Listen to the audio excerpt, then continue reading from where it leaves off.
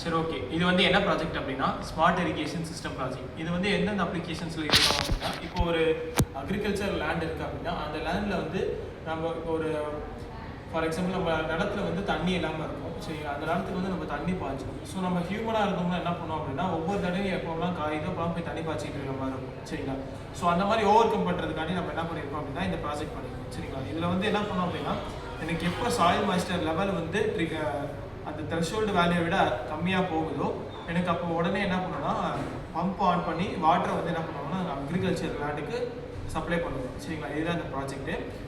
இந்த ப்ராஜெக்ட் வந்து யார் பண்ணாங்க அப்படின்னா டேட்டா கியூப்ஸ், அதாவது எங்கள் இன்ஸ்டியூட்டோட இன்டர்ன்ஷிப் ஸ்டூடெண்ட் வந்து இந்த ப்ராஜெக்டை பண்ணாங்க. சரிங்களா, இதில் வந்து என்னென்ன யூஸ் பண்ணியிருக்காங்க அப்படின்னா இங்கே பார்த்தீங்கன்னா தெரியும் உங்களுக்கு, ஒரே நிமிஷம்.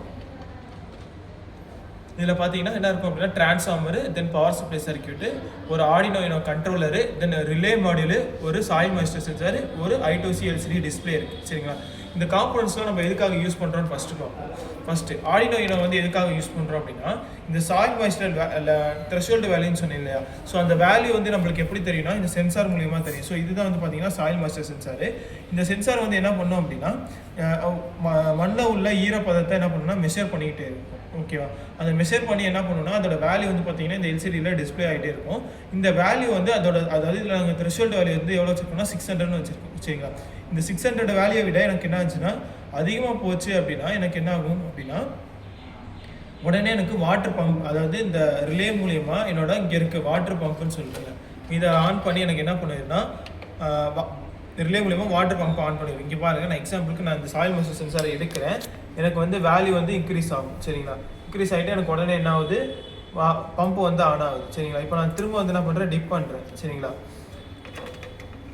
ஸோ அதே மாதிரி இந்த எல்சிடி டிஸ்பிளே வந்து எதுக்காக அப்படின்னா இப்போ வந்து நம்ம பம்பு நம்ம சாயில் மாய்ஸ்டர் லெவல் வந்து எவ்வளோ இருக்குன்னு தெரியுற டிஸ்பிளேல வந்து டிஸ்பிளே ஆகிறதுக்காண்டி இந்த டிஸ்பிளே வச்சுருக்கோம். சரிங்களா, அதே மாதிரி வந்து இந்த பம்போட ஸ்டேட்டஸ் நம்மளுக்கு தெரியும், பம்பு ஆனில் இருக்கா ஆஃபில் இருக்கா அப்படின்றது. சரிங்களா, தென் வந்து இந்த பவர் சப்ளை சர்க்யூட் வந்து என்ன பண்ணோம் அப்படின்னா இப்போ என்னோட காம்போனன்ட்ஸ் வந்து எல்லாமே பார்த்தோன்னா டிசி சப்ளைல ஒர்க் ஆகும். ஓகேவா, ஆனால் நம்ம வீட்டிலேருந்து வரது வந்து பார்த்தீங்கன்னா ஏசி சப்ளை. சரிங்களா, அந்த ஏசி சப்ளை டிசி சப்ளை மாற்றுறதுக்கு நம்ம என்ன வச்சுருக்கோம் இந்த ஒரு டிரான்ஸ்ஃபார்மர் பவர் சப்ளை வச்சுருக்கோம். சரிங்களா, இந்த டிரான்ஸ்ஃபார்மர் வந்து என்ன பண்ணோம் அப்படின்னா வர 230 வோல்ட் ஏசியை 12 வோல்ட் ஏசியாக மாற்றும்.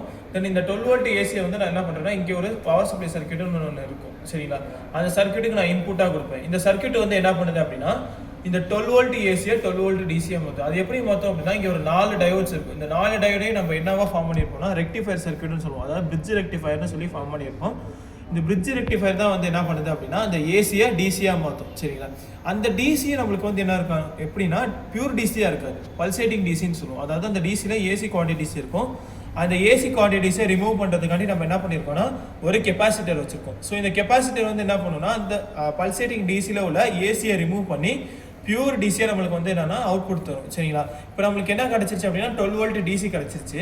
ஸோ இந்த 12 வோல்ட் டிசி வச்சு நம்ம என்ன பண்ணுவோம் அப்படின்னா இந்த ரிலேவையும் பம்பையும் வந்து என்ன பண்ணுவோம்னா ஆப்ரேட் பண்ணுவோம். சரிங்களா, தென் அதுக்கப்புறமேட்டு இந்த காம்பனன்ட்ஸ் பார்த்தீங்க, அதாவது இந்த சென்சாரு ஆர்டினோ எல்சிடி இதெல்லாம் வந்து பார்த்தோம்னா எனக்கு 5 வோல்ட்டில் ஒர்க் ஆகும். சரிங்களா, ஸோ அந்த 5 வோல்ட்டை ப்ரொவைட் பண்ணுறதுக்காண்டி நான் என்ன வச்சிருக்கேன் அப்படின்னா ஒரு ரெகுலேட்டர் வச்சிருக்கேன். ஸோ இந்த ரெகுலேட்டர் வந்து என்ன பண்ணும் அப்படின்னா இங்கே இருக்கு பார்த்தீங்களா, இதான் இந்த ரெகுலேட்டர். இந்த ரெகுலேட்டர் வந்து என்ன பண்ணுன்னா எனக்கு இன்புட் வர 12 வோல்ட்டை 5 வோல்ட்டாக மாற்றி என்ன பண்ணணும்னா அவுட்புட்டில் தரும். ஸோ இந்த 5 வோல்ட் அவுட்புட் எடுத்து நான் என்ன பண்ணுவேன் அப்படின்னா எல்சிடி, தென் ஆர்டினோ, சாயில் மாய்ஸ்டர் சென்சார் இது எல்லாத்துக்குமே கொடுத்துருவேன். சரிங்களா, இந்த சென்சார் வந்து என்ன பண்ணும், அதாவது இதுதான் சாயில் மாய்ஸ்டர் சென்சார், இங்கே இருக்குது பார்த்தீங்களா, இதுதான் சாயில் மாய்ஸ்டர் சென்சார்.